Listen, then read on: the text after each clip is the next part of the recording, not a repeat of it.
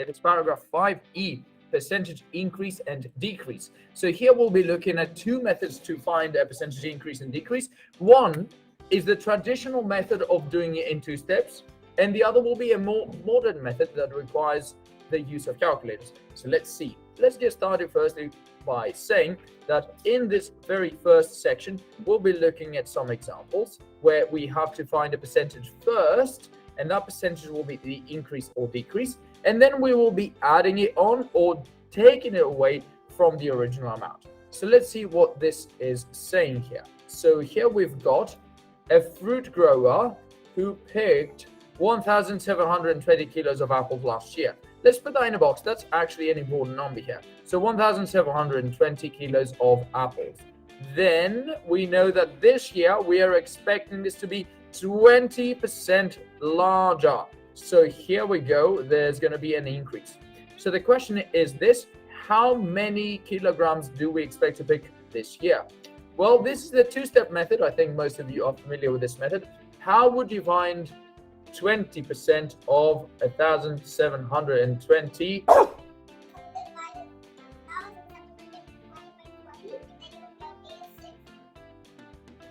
Okay, do we actually divide it by 20, or was it something else that we did? Okay, yes, we've got that trick. Yes, let's keep this in mind. So here we've got a few ways to do it. Some students said divide by 5. Yes, very good observation. To find 20% of something, you can divide that by 5. Yes, that works. Another way, more traditional, I think loads of students like to use is the unitary method. Yes, that's a modern one we saw, where you find 1% and then you find 20% or another amount. But what would be a more classic method you guys use every day? Calculator, we'll see in a bit. What about another method? What would be a percentage we often find? Yes, so saying we can find you're saying 10%, right? Well, it's almost the unitary method. Unitary method would be to find 1%, right? But 10% we know is going to be 1,720 divided by 10, right? Which gives 172 kilos. Not exactly, no. It's close though. Yeah. Wait up, guys. 1 second. So then 20% will be equal to 172 times 2, which gives us 340. Is that 344? Okay, yes, excellent. Let's see, let's do it. Okay, so here we go. That's 20%. So now we had 1,720 in the beginning. So we are going to add 344 to that. So that will give us the final answer. Now here, I would probably recommend using a calculator to be on the safe side. 1,720 plus 344 gives us 2,064, but you were very close. Very close. Right, grab a seat. Let's do it. All right, so here we go. That was 2,064 kilos. Excellent. Now, this is a 2-step method. Sit down quietly, please. This is a 2-step method because we get the percentage of the increase or decrease, and then we add it onto the original amount. But now we are going to be moving on to a new method today, which involves the use of a multiplier. So this is a lot more important than the previous one because it's new. So everyone, eyes and ears open. Let's have a look at this. So to increase something by 15%, eyes on the board, let's think about this. To increase something by 15%, we will think about it this way. Well, eyes on the board. We had 100% in the beginning. We are adding 15%. So that's given us 115% in the end. Now, what would this 115% be as a decimal? 1.15 is correct. So the multiplier in this case is equal to 1.15. So to increase something by 15%, you multiplied by 1.15. So this is particularly useful if we have a calculator. So whenever you have a calculator, just type it in and you get the answer straight away. Same idea to decrease an amount. So if we have to decrease an amount by 15%, what does that mean? Well, hold on a second. Not quite. So here we go, guys. We start with 100%. Excuse me. Yes, eyes on the board. Get your book ready. Get a pen, please, quickly. Now, we start with 100% and we take away 15%.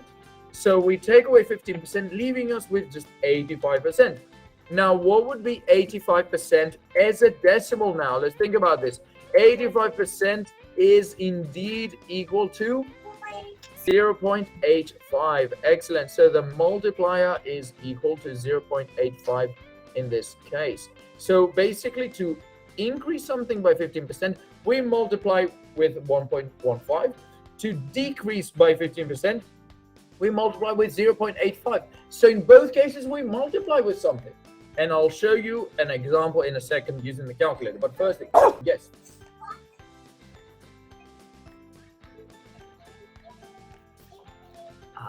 Okay. Let's focus here on the keyword. In this one, we were increasing. So when you're increasing, your multiplier will be above a 1. But if you're decreasing, and let's use a new color for this one. So to decrease, it means to take away a percentage. So in the second case, we took away 15%. So that left us with 85%. So the multiplier there was 0.85. So when you decrease, it's actually going to be less than 1. Whereas when you increase, it's going to be more than 1. Good observation. Yes, it's a new method. I'll show you now. Yes.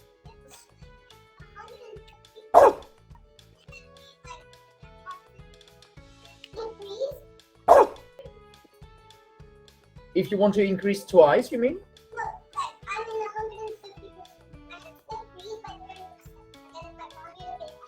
You multiply by 0.7 because you're decreasing by 30%, you said, yes?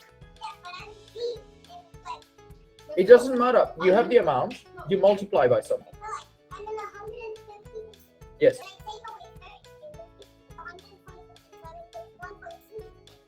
No, not really, because now when you have that amount, if you know, basically what you're saying is this is 150% is 70.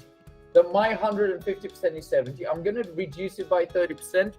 Well, I'll just multiply by 0.7, and that is going to be reduced by 30%. Whatever your initial amount is, you simply use this very simple method. That's the nice thing about it. It doesn't matter what this is. This might be 1,000,000,000%, or it might be 30%, whatever. It doesn't matter. We're still do the same. Depending on how much you are decreasing or increasing this amount with, that's what you do. So no one's going to say, oh, but this was 150%. If you reduce it by 30%, you're going to get 120%.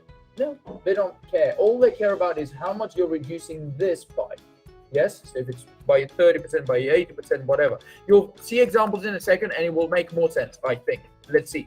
Okay, so we move on to some examples here. Increase 320 kilos by 22%. Well, let's get started with this. In the beginning, we have 100%. So if you're increasing by 22%, how much do you have now? Excellent. We have 122%, which is 1.22. So this would be a multiplier in this case. So all we have to do in this case is take the 312 kilos we had in the beginning and multiply this with 1.22. So we now pick up a calculator and see what is that going to be equal to. So 312 times 1.22. So that gives us 380.64. So this was 380.64 kilos, and this is the final answer here. Oh, actually, it's not the final answer. I just read the question carefully because they want the answer to 3 significant figures. Now, I'm not really sure how the book decided to actually have this question in here because you don't know what significant figures are. We haven't actually talked about them together, have we? No. So here we go.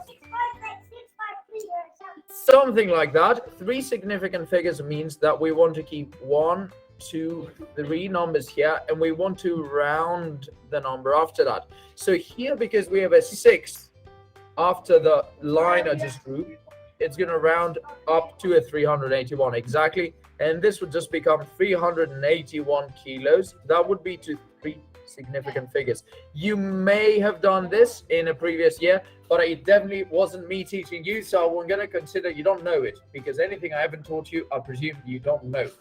But you also don't know anything I have taught you either, so I just presume you know nothing, and just make sure that I explain everything to a detail. All right. Okay, guys, last one. Let's do this here. We have one more. So we want to decrease this by 7%. So to start, we have 100%. Whoa, that was dangerous maths. Everyone's dropped their stuff. This is heavy, heavy stuff. Decreasing this by 7%. Now we start with 100%. Exactly. Well, we start with 100%. We decrease by 7%. We get 93%. So we get 0.93 as a multiplier. Nicely done, my dudes. Okay, so this is our multiplier. So now, what do? Divide, subtract, multiply. Yes, we always multiply. So 183 times 0.93, and that gives us, well, I don't know. Let's try. Not yet. 1 second. Not yet. 1 second. So 183 times 0.93, and that gives us 170.19. Excellent. So this is going to be $170.19. Yes. Okay. So this is the idea with increasing and decreasing using a multiplier. Notice the fundamental thing that we used was calculator. So we'll need one to do this. So please make sure you have one. If you don't have one, I will be finding a solution for you. But I wanted to say one more thing. So please bear with me. One more thing. Yes, you'll be able to use it. So let's move on to the final one here. If they ask you to find the change, now bear with me, okay? This will make sense based on what we just saw previously. So if they say we went from 50 to 70, what's happened? This is what we do. Eyes on the board. So this is what we do. A new method, okay? If you know, bear with me. I'll show you a new method. Eyes on the board. Come with me. Join me, guys. Let's do it. Okay, so we go from 50 to 70. So we do the final amount, the new amount divided by the OG. What is the OG? The original. So we do 70 divided by 50. We can put this into the calculator. No problem. Excellent. Well done. So if we put it into the calculator, we say 70 divided by 50. That will give us our multiplier. So our multiplier is, if you press the SD button now, it gives us 1.4. So this as a decimal is 1.4. But now think about it as a percentage. What would this be as a percentage? As a percentage, actually, this would be 140%, right? 140 over 100. So the increase was 40%, exactly. So we started with 100% and we ended up with 140%. So the increase was 40%. Now let me show you one more when we have a decrease. Now this one might look a little bit more confusing, but let's see. So here the new amount divided by the OG will be equal to, yes, 120 divided by 160. Now if we put this into the calculator, 120 divided by 160, let's see what the calculator comes up with. So that would give us 3 over 4, but that we don't like it as a fraction. Let's change it. Excellent. 0.75. So this as a decimal is 0.75. Now as a percentage, what is this? 75%. Now we started with 100% and went down to 75. So the decrease is 25%. Yes. So the decrease was 25%. How do we convert from fraction to decimal? Good question. On the calculator, that is. On the calculator, you mean? Yes. So on the calculator, we simply click on the SD button. For you, your calculator might look a little bit different, but basically it might have an A, B, C with fractions next to each other. Okay, let's do it, guys. Good luck.